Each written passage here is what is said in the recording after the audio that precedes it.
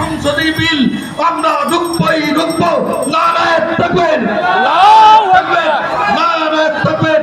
এই বলে আমার 5 মিনিটের বক্তব্য শেষ করলাম। আলহামদুলিল্লাহ, আমরা অল্প সময়ের একটা অনুষ্ঠান করেছি।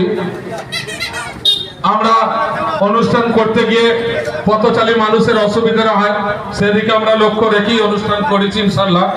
এখন আপনাদের সামনে বক্তব্য রাখবেন কলোরা নবাবিয়া মিশন মসজিদের মাওলানা ফাইজাল সাহেব।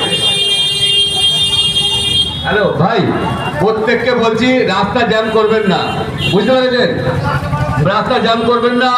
পুলিশ বারে বারে আমাদের ছেলেদের কাছে ফোন করেছিলেন, ওনারা অফিস থেকে, থানা থেকে, ঠিক আছে?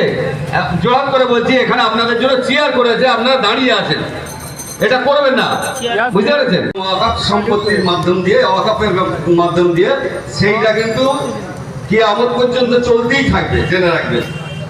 সেই হিসাবে মুসলমানেরা ওই পরকালে উদ্বুদ্ধ হয়ে, ওখানকার সফলতায় উদ্বুদ্ধ হয়ে এই ওয়াকফ সম্পত্তিটাকে যা সম্পত্তি থাকে সেইটাকে দান করে দেয়। এইটাকে আমরা একটা পরিভাষা, ইসলামের পরিভাষা করি ওয়াকফ। ওয়াকফ করে দেয়, আল্লাহর নামে ওয়াকফ করে দেয়।